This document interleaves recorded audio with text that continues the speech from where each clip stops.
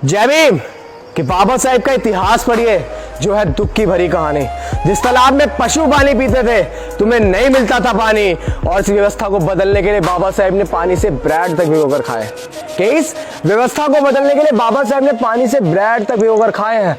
सब कुछ जानकर भी साथियों क्यों करते हो आनाकानी, क्यों करते हो आनाकानी।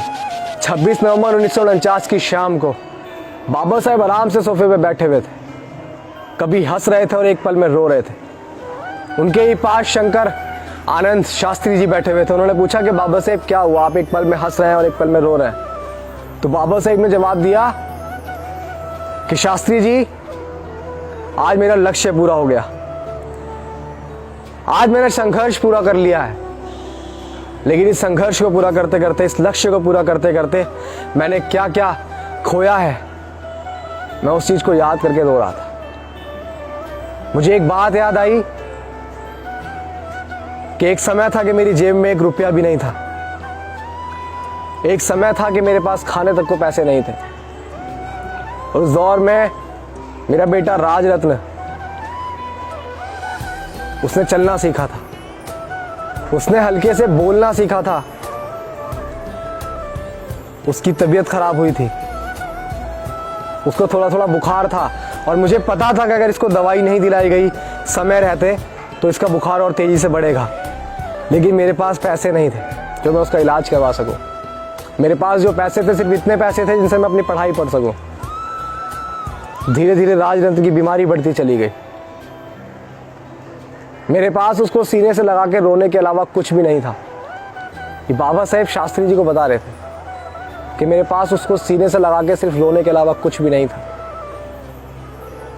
और एक समय रहा कि राजरत्न की बीमारी बढ़ती चली गई, और एक दिन वो मुझे छोड़कर चला गया। जब वो मेरे घर में मृत पड़ा हुआ था तो बहुत सारे लोग जुड़े।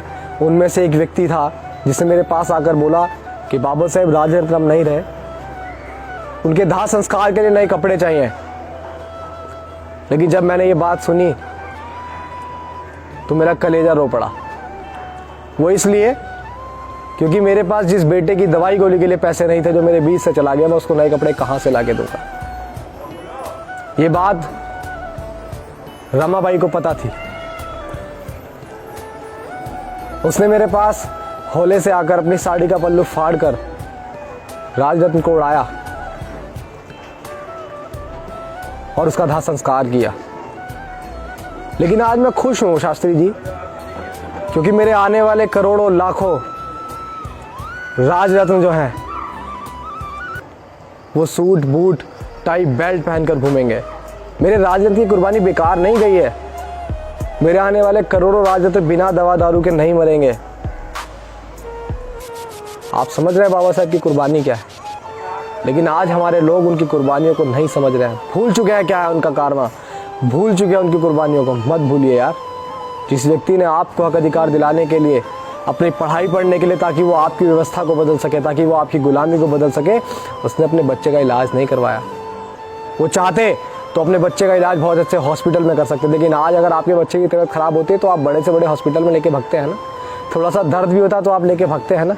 उनका बच्चा तो मर रहा था। समझिए। जय भीम।